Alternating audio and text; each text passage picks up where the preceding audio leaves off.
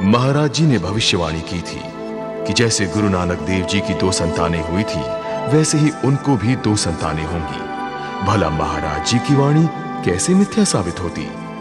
7 जनवरी 1978 को उनके प्रथम पुत्र त्रिलोचन का जन्म हुआ। उसके पश्चात उनके दूसरे पुत्र ध्यानु का जन्म हुआ। ये महान पुरुष अपने प्रयासों से धरती पर स्वर्ग की रचना करना चाहता था। 11 नवंबर 1987 बुधवार के दिन महाराज दर्शनदास जी उसी दिव्य शक्ति के आदेश का पालन कर रहे थे। वे सत्संग के लिए साउथ हॉल स्थित डामर्स वेल हाई स्कूल गए। वहां उन्होंने उपस्थित श्रद्धालुओं के मध्य सत्संग किया। वे उसे परमात्मा का संदेश दे रहे थे कि शांति, प्रेम, एकता ही जीवन की नींव है। ये भी सत्य है, जैसे प्रकाश के साथ अंधकार है, अमृत के साथ विष है, वैसे ही प्रेम के साथ साथ नफरत एवं हिंसा का भी इसी धरती पर अस्तित्व है। सत्संग समाप्त कर वे नीचे आकर अपने भक्तों के संग घुल मिलने लगे। अचानक जैसे इस संसार से किसी ने रोशनी छीनकर अंधेरे का साम्राज्य कायम कर दिया। हिंसा, नफरत और क्रोध की चादर लपेटे शैतान के दूत ने महाराज जी जैसी पुण्य आत्मा पर गोलियां चला दी। महाराज जी पर गोलियां आगे से ही नहीं वरन पीछे से भी चलाई गई। कायरों में इतनी हिम्मत कहां होती है कि वो किसी बहादुर का सामने आकर मुकाबला कर सके। अपने सभी भक्तों के आंसू पी जाने वाला आज खुद उन्हें रोता बिलखता छोड़ अनाथ कर गया है। भक्तों का बस चलता तो वे अपने महाराज जी पर अपनी जान कुर्बान कर उन्हें रोक लेते, लेकिन आज तो वो सब बेबस हैं, लाचार हैं। उनके महाराज जी को फरिश्ते किसी नेक कार्य हेतु इस संसार से लिए जा रहे हैं। मां और मातृभूमि स्वर्ग से भी बढ़कर होती है। एक मातृभक्त बेटे की जो अंतिम इच्छा हो सकती है, वही महाराज जी की भी थी।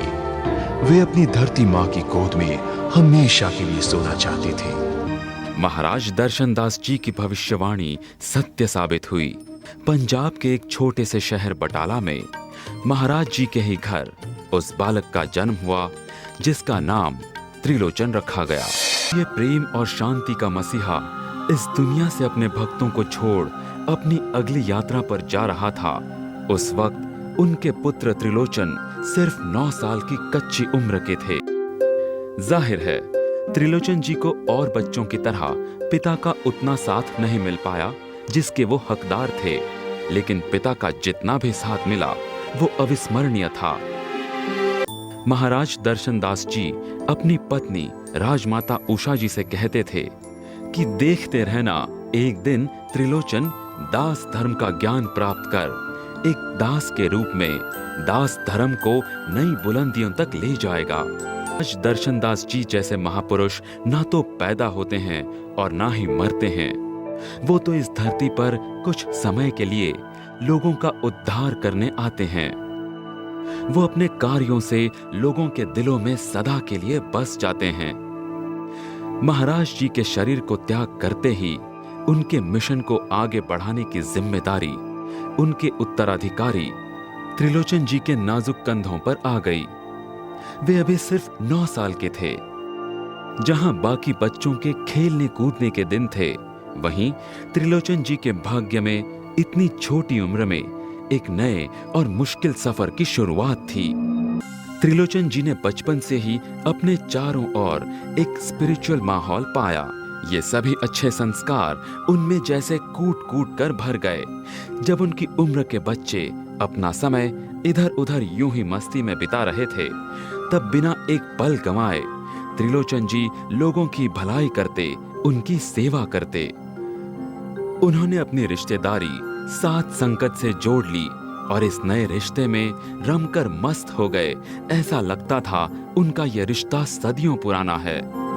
त्रिलोचन जी की माता जी और दादी जी ऐसे दूषित वातावरण को देखकर इतने दुखी हुए कि जब महाराज दर्शनदास जी के सच्चे भक्तों ने त्रिलोचन जी को महाराज की गद्दी पर बैठाने की बात की, तो उन्होंने साफ इनकार कर दिया। लेकिन जब महाराज दर्शनदास जी ने ये सोच लिया था और रब को भी यही मंजूर हो, तब उनकी मर्जी के सामने इंसान की कैसे चलती। भक्तों की बात परिवार वालों को माननी ही पड़ी और 14 मई 1988 को महावीर नगर दर्शन दरबार में त्रिलोचन जी को तिलक लगा के गुरु गद्दी पर बैठाया। त्रिलोचन जी भी 9 ही साल के थे जब महाराज जी शहीद हुए। रब ने अपना इशारा तो दे ही दिया था कि उसने त्रिलोचन जी के लिए वो ही रास्ता चुना है जो उसने उन महान गुरुओं के लिए चुना था। महाराज त्रिलोचन दास जी अपने पिता के दिखाए लोक भलाई के मार्ग पर चल पड़े। 1 जून 1990 को महाराज त्रिलोचन दास जी ने महावीर नगर दर्शन दरबार में अपना पहला सत्संग किया। सभी भक्त उनकी वाणी को सुनकर झूम उठे। सिर्फ 13 साल के महाराज जी के मुख से निकला हर शब्द सीधा सुनने वालों के दिलों में उतर रहा था। इसे भी ऊपर वाले का चमत्कार ही कहना होगा कि महाराज दर्शनदास जी को रब ने 13 साल की उम्र में दर्शन देकर लोक भलाई करने का दिव्य संकेत दिया था और आज 13 साल की ही उम्र में महाराज त्रिलोचन दास जी ने अपने पहले सत्संग से भक्तों का मन जीतकर अपने मिशन के पथ पर पहला कदम रखा। पूरे साहस के साथ मिशन को दुनिया के कोने कोने में लोक भलाई के लिए ले जाने के लिए महाराज जी ने अपना एक और कदम फकीरी की ओर बढ़ा दिया। 92 में स्कूली शिक्षा को छोड़ महाराज जी रब के बताए लोक भलाई के मार्ग पर चल पड़े।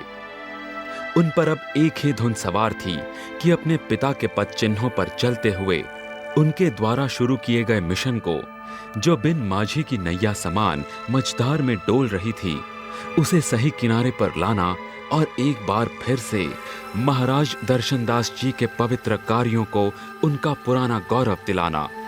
1984 में सांप्रदायिक दंगों में महाराज दर्शनदास जी का प्रिय बटाला डेरा भी हिंसा का शिकार हो गया।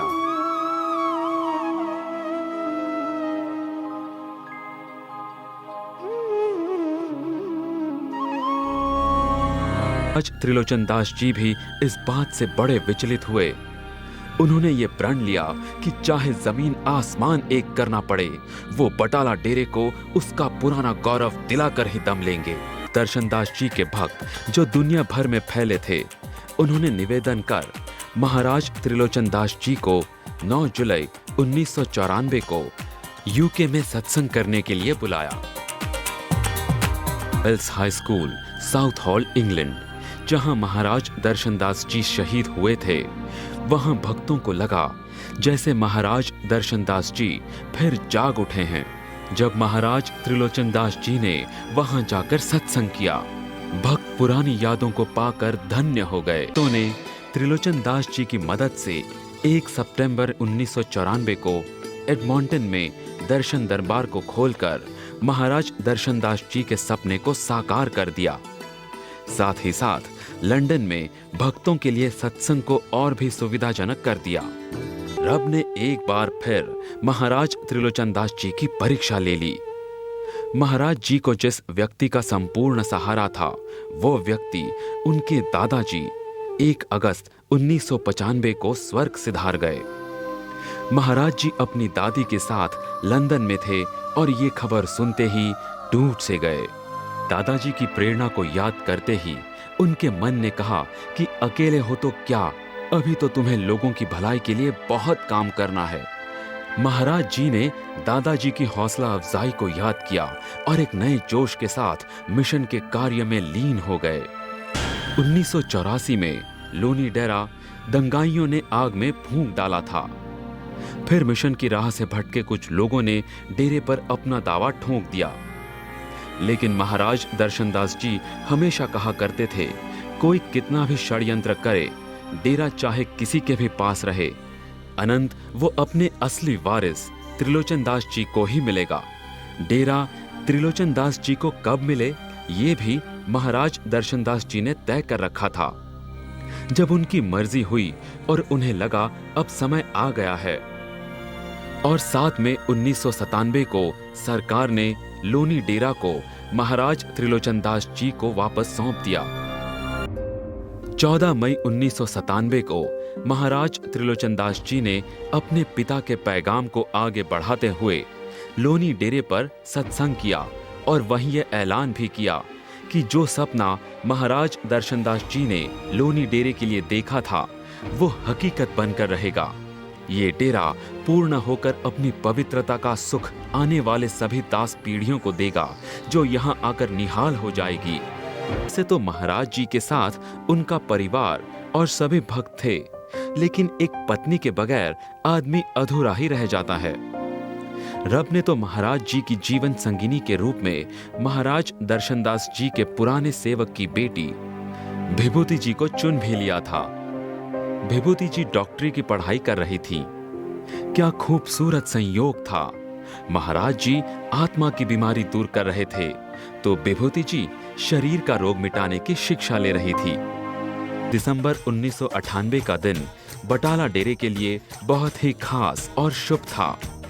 इस मंगलमय दिन महाराज त्रिलोचन दास जी और विभूति जी ने डेरे में महाराज दर्शनदास जी द्वारा शुरू की गई लामा फेरे की शुभ परंपरा को निभाते हुए इसी विधि से शादी की।